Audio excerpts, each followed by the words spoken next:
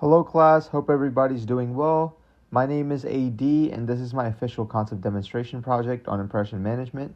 I have titled this presentation as The Art of Excuse because impression management in and of itself is not inherently a bad thing. We all would like to maintain a good impression of ourselves to other people. However, I will be focusing more so on impression management concepts that provide people with excuses for their negative behaviors or just excuses that people use in order to portray themselves through a positive light. Alrighty, so before we do and experience the joys of watching all of these wonderful skits, I would like to take the time to introduce the concept of impression management and also to introduce my wonderful friends who ended up acting on these skits today.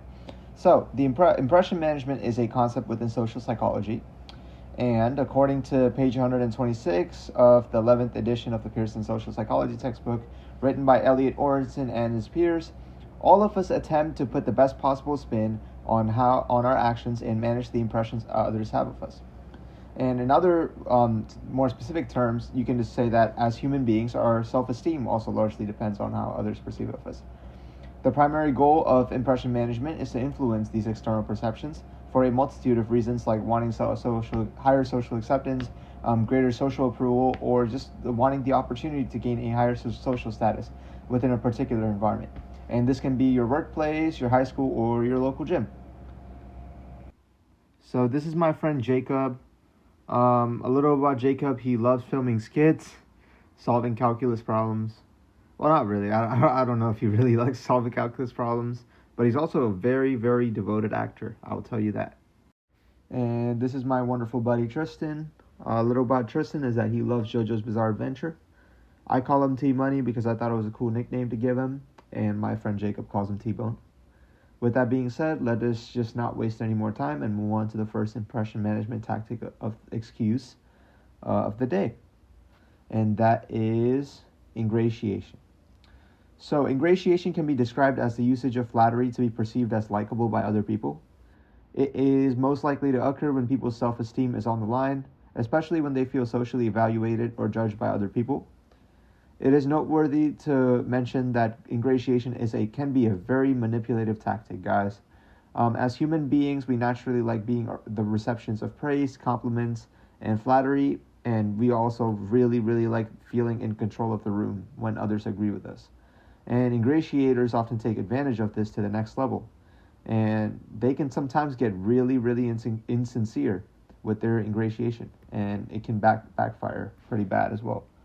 Also, the 11th edition of the Pearson Social Psychology textbook stands as the inspiration for all of these concepts. So if you were to learn more information, please go check out page 127 where ingratiation is talked about more. So here's the skit. Bro, it's 5 p.m. already, and Tristan still isn't here. He's probably at his house watching JoJo's Bizarre Adventure or something like that. Yeah, right. You think, just us two is enough to make this project work out? What do you think? Low key, bro, since you do so much work in the class for us, I wish I could lighten the workload for you. If you want me to do anything, man, anything, just let me know. Anything? Alright, bro. Thanks, I guess. Well, hey, we gotta lock in with this concept review project, alright? What topic should we pick? Jacob, you know what? Since you're so smart, I think we should go with your idea of impression management. Great topic, by the way, man. You just always pick great topics. Okay. So what idea are we thinking? You know what, man? Personally, I think we should do a poster, bro. I mean, it's relatively simple. I feel like, doing skits will take too much time. Skits are cool, but they just, take up so much time, so... Alright, well, we could also try a skit. It's fun, right? It's creative. And yes, the skits may be too long, but it's a great presentation. Nah, you know what? Actually, bro, never mind. Skits are fire. Great idea, bro. What was I thinking? Oh, man. I know we were going to get an A in this project because you're in this group, but... Bro, you're such a sycophant. You're just a yes man. You just said that you want to do a poster because skits were too long. Why would you change your mind? Hey, you just always have good ideas, man. Chill out. So, as we view the following skit, there are a couple observations that we can make. For one, AD is excessively ingratiating Jacob. I'm AD, by the way. And another thing is that AD was conforming too much, trying to be too agreeable, and was excessively praising Jacob. And Jacob can spot out how inauthentic AD was. As I said, sometimes ingratiation can get really insincere. And you can see that AD is really trying to come off as a likable person. And our next concept that we're going to discuss within the range of impression management tactics of excuse is self-handicapping. Self-handicapping has caught the most modern day research attention if we were to compare it with ingratiation, because during self-handicapping, individuals tend to create obstacles and excuses for themselves if they were to perform poorly on something. And this often occurs when people dread having their self-esteem on the line when they are to face negative social evaluation or results for something. Now, within the large, diverse range of behaviors within self-handicapping, I think that one can divide them upon two different types of self-handicapping. And the first type I would like to discuss is behavioral self-handicapping. So behavioral self-handicapping is when people act in ways that reduce the likelihood of their success within a task.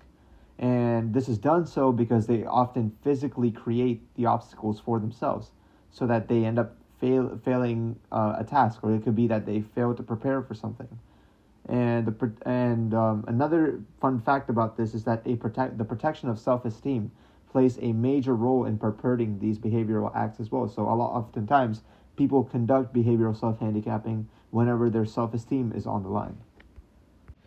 And by the way, before I go on with the skit, I did want to take a moment to discuss this noteworthy study. I know it has been a long presentation so far, but I just feel like this study is kind of helpful to people in understanding how behavioral self-handicapping is influenced by self-esteem. So this study was by University of Buffalo students Shannon Lucian, Mark Sereri, and Jessica Almonte. And basically the gist of the study is that 143 introductory psychology students, with 72 being women and 71 being men, and these students were given a self-esteem implicit association test and were to take on a super high pressure nonverbal intelligence test.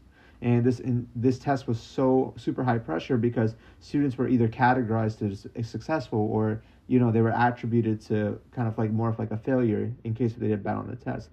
And basically these students were given the opportunity to either listen to loud distracting music or calm soothing music when they are to take the test. And it was found that students with high explicit self-esteem, meaning people who have like an external like image of like high self-esteem, but kind of unconsciously feel low of themselves inside, these students were more likely to pick the loud distracting music, since they can impose physical obstacles upon themselves by listening to the loud distracting music and have excuses handy in case if they were to do bad on the test. Now, obviously, the examples of behavioral self-handicapping need not be just listening to loud music when you're taking the test.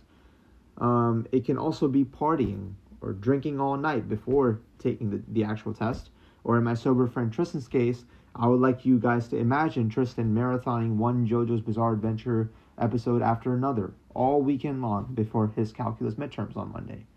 And now we're going to watch the skit that unfolds on how my friend Tristan has imposed a physical obstacle upon himself by not sleeping when he was watching these episodes instead of studying. So here we go. Hey, yo, T-Bone. What you been up to, bro? What's up, big bro? Ready to ace these calculus midterms today? Man, please. I've been walking with JoJo's Bizarre Adventure all weekend. Calculus who? Never met her. Never met her, please. Bro, this test is worth like 50% of our final grade. How could you not study? Dude, I did like 150 derivative problems last night.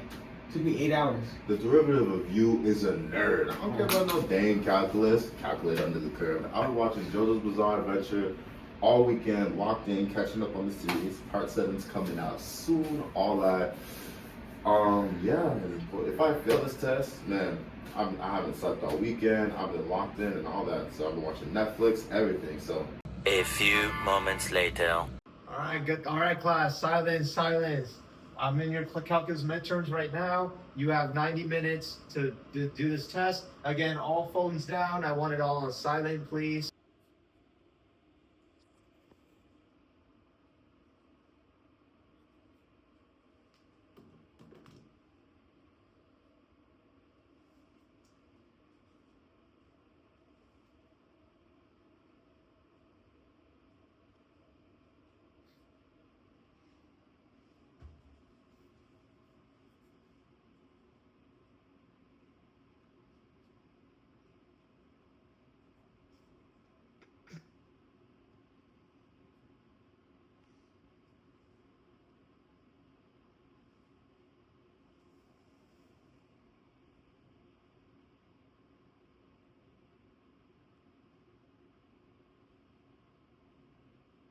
A few moments later. How's it going? Doing great. How about you? Doing all right. How about you? Doing good, man. No worries. Well, I graded your midterms from last week, Uh-oh. and I have our grades. So, Jacob, I have your B right here. Hey, let's go. And Tristan, here you go. Here's your grade. And please see me after class, okay? Yo, Tristan, I did pretty well. I probably could have done a little bit better. How about you, bro? Man, I got an F. Hi. F, bro, come on now. Nah, no, because this man really playing with me right now. Wait, why did you throw this paper out, man? No, because the whole thing's rigged. You put stupid questions on there, not even calculus. Man, Dude, you literally fell asleep during the test. Yeah, because I was. There were 4 lectures a week. You attended 0 lectures per week. I couldn't sleep, bro. I literally like. All right, so I had to end the skit right there because my boy Tristan got a little into character. However, as is depicted in the skit, Tristan physically imposes an obstacle upon himself to evade the negative responsibilities of having failed his calculus midterms. That was worth 50% of his grade, by the way. You can see that internally he's still a little shocked, but he still maintains a sense of detachment from the fact that it was his fault for not studying for an important test. Okay, so this is the final impression management tactic of excuse that we're going to describe today, and that is reported self-handicapping. So, unlike behavioral self-handicapping, reported self-handicapping is a little less extreme because individuals often come up with lies and excuses at the very last minute, and sometimes it's usually in case if they fail. And therefore, reported self-handicapping that is conducted by individuals, these individuals often do experience the advantage of never having to physically impose an obstacle upon themselves. So, in case if they were to do something wrong, they still have this opportunity to kind of vouch for themselves, even if the obstacle is a claimed obstacle and not really something that happened, it's still a justification for potential failure. And we're gonna watch the skit for reported self-handicapping right now. What's up, Professor? What's up, guys? What's up, T Money? How you doing? Good. You? Oh. What in the 6 feet? Damn, bro, you okay? You good, bro? Hey, What you my doing? stomach's hurting, my head's hurting. Nah, it's tough, bro. How you? I can't breathe, bro. You think you good for the test? I think I should be all right. Oh, okay. Are you coughing out blood, son? Right. You good, bro? I'll be all right. Right. I hope you are. Hey, look. Results aren't that serious. I think your health is, better, and your health is more important. So you should, take more care of that. It's all good, buddy. Honestly, the professor, it's kind of mean not letting us. A few moments later. All right, gentlemen, I have your tests that I've graded. Oh, what's up, Professor? The sky. All right, Tristan, I'm gonna give you yours back first. You got a pretty good score, 80. I'm gonna need you to come see me after class. I'm very disappointed. All right. Dang, what happened, bro? What would you get? Donut out of 100. We expected this, right? Oh, dang. Hey, man. I guess you're sick and all that. That's why you're coughing up a storm when you took the test. What the heck? You good, bro? Alrighty, so at the very end of the skit, I don't know if you guys had noticed it, but at the very end, AD had claimed that he kind of expected to fail this test. And you also see that the reported self-handicapping works pretty well on Tristan, who kind of goes on to believe that AD failed the test because he was sick. And AD doesn't proactively mention that he was sick. He was kind of passively exclaims it to avoid potential negative social consequences.